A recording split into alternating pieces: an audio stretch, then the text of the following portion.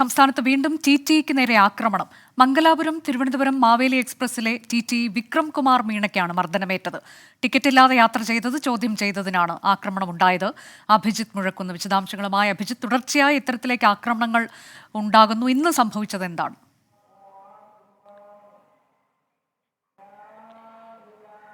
അനുജ, അറസ്റ്റിലായ പ്രതി തിരുവനന്തപുരം കരമന സ്വദേശി സ്റ്റാൻലി ബോസിനെ നിലവിൽ കോടതിയിൽ ഹാജരാക്കുന്നതിനായി കോഴിക്കോട് റെയിൽവേ പോലീസിൽ നിന്ന് കൊണ്ടുപോയിട്ടുണ്ട്. ഇയാൾ മദ്യലഹരിയിലായിരുന്നു എന്നുള്ളതാണ് പോലീസ് നൽകുന്ന വിവരം.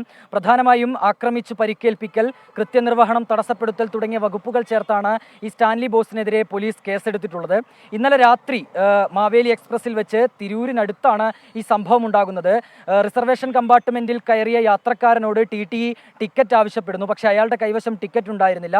തുടർന്ന് ഈ ടിക്കറ്റ് ചോദിച്ചതിൽ പ്രകോപിതനായ ഈ യാത്രക്കാരൻ ടിടിയുടെ മുഖത്തിടിച്ച് പരിക്കേൽപ്പിക്കുകയായിരുന്നു. മൂക്കിൽ നിന്ന് ഈ രാജസ്ഥാൻ സ്വദേശിയായ ടിടി വിക്രം കുമാർ മീണയുടെ മൂക്കിൽ നിന്ന് രക്തസ്രാവം വരെ വരുന്ന ഒരു സാഹചര്യമുണ്ടായി. തുടർന്ന് തിരൂരിലെത്തിയപ്പോഴാണ് RPF ഉദ്യോഗസ്ഥർ ഈ സ്റ്റാൻലി ബോസിനെ കസ്റ്റഡിയിലെടുക്കുന്നത്. തുടർന്ന് കോഴിക്കോട് റെയിൽവേ പോലീസിന് കൈമാറുകയായിരുന്നു.